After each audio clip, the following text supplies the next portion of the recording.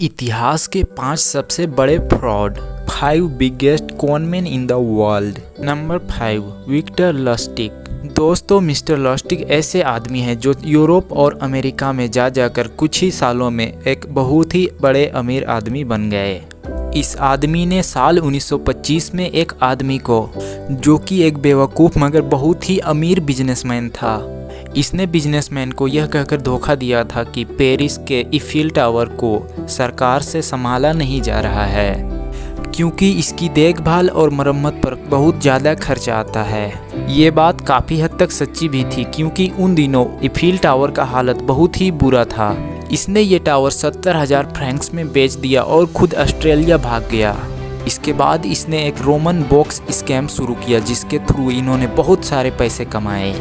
यह लोगों को एक नकली मशीन बनाकर बेचता था, जो कि इसके मुताबिक $100 का नोट बनाकर देती थी, और वो फ्रॉड के साथ पहले लोगों को एक नया नोट बनाकर दिखाता भी था।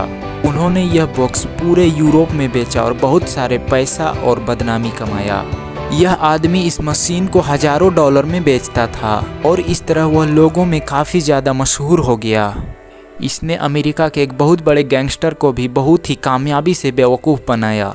इसने उस बिजनेसमैन को $50,000 की झांका देकर उसे भी बेवकूफ़ बनाया, और उसने यह काम सिर्फ इसलिए किया था क्योंकि वो दिखाना चाहता था कि वो अमेरिका के सबसे बड़े डॉन को भी बेवकूफ़ बना सकता है।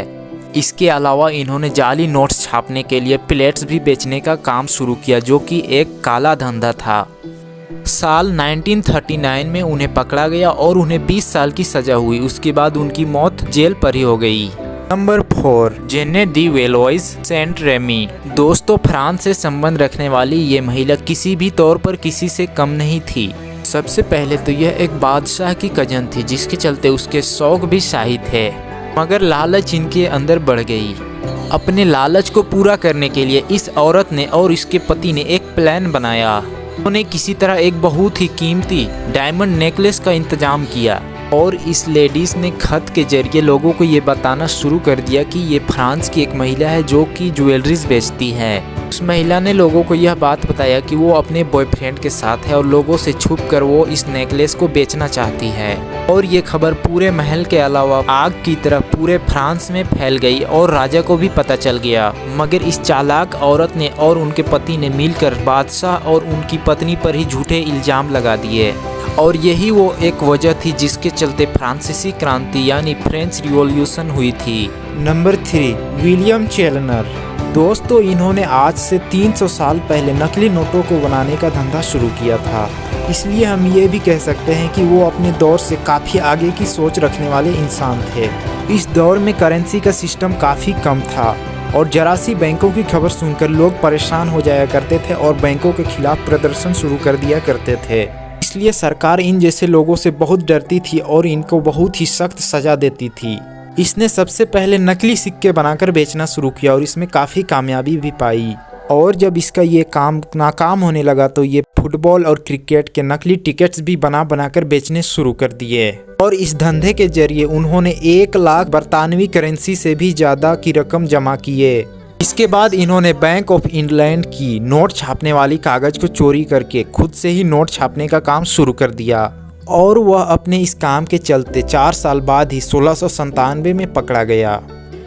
इस दौर तक वो आदमी इतना खतरनाक हो गया था कि जाने माने वैज्ञानिक आइजैक न्यूटन को ये काम दिया गया था कि इस आदमी को पकड़ने पर उन्हें बहुत बड़ी रकम दी जाएगी और एक बहुत ही बड़ा इनाम भी दिया जाएगा।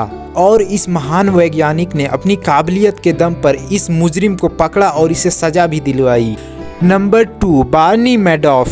दोस्तों, यह एक आम आदमी नहीं था, बल्कि इसे उस दौर का सबसे बड़ा फ्रॉड करने वाला व्यक्ति भी माना जाता था, क्योंकि इन्होंने अपने 2 नंबर तरीकों से इतना ज़्यादा पैसा कमाया कि आज तक इतना पैसा अपने तरीकों से कोई नहीं कमा सका है। इन्होंने एक स्कीम शुरू की थी जिसके तहत इन्होंने इन्वेस्टर और ब्रोकर्स को पैसे लगाने को कहा था, और इसके साथ इस काम में इसका पूरा खानदान इसके साथ था, यानी कि इसकी पत्नी, इसके बच्चे और बाकी मामा मामी भी। इनके खानदान के लोग बड़े बड़े सरकारी ओहदे पर तैनात थे। इसके चलते सरकार ने इन्हें बहुत सारी कर्ज दे रखी थी। इसके काम पर साल 1999 से ही उंगलियां उठने शुरू हो गए थे, लेकिन इसके ताकत और पॉलिटिकल सिचुएशन को देखते हुए लोग इन पर उंगली उठाना नहीं चाहते थे। इन्होंने लोगों के सारे पैसों को गफला करना शुरू कर दिया। इसके बाद कुछ सालों बाद पुलिस ने अपनी गिरफ्त मजबूत की और इसे पकड़कर जेल में डाल दिया गया। इन्होंने $65 बिलियन का गफलाबाजी किया था। इस आदमी को 150 साल की जेल हुई और यह आदमी जेल पर ही अपना दम तोड़ दिया और इस इंसान को इसके अपने बेटों ने ही पुलिस से पकड़वाया था। Number 1, Charles Ponzi. दोस्तों यह हमारे लिस्ट पर पहले नंबर में आता है। दोस्तों इनके द्वारा शुरू की गई कुछ स्कीम को आज भी लोग करते हैं। यह आदमी इटली से बिलोंग करता था और इसने अमेरिका और कनाडा में एक स्कीम शुरू की। यह आदमी शुरू में एक शरीफ और बहुत ही इज्जतदार बिजनेसमैन था जो कि IRC कूपन्स बेचने लगा और इस नाम से इन्होंने एक जाली कंपनी खोली जो कि लोगों से फ्रॉड किया करती थी और ये शख्स बादशाहों की तरह रहना शुरू कर दिया था, जिसके तहत लोगों ने इस पर शक करना शुरू कर दिया और पुलिस को भी यह पता चल गई और कुछ सालों बाद ही इसे पकड़कर मुकदमे चलाए गए। पोंजी की इस बिजनेस में 10 से ज़्यादा लोगों ने अपना पैसा लगाया था, जिस पर उन्होंने एक बहुत ही बड़ा फ्रॉड कर दिया था, जिसके कुछ सालों बाद ये पकड़ा गया।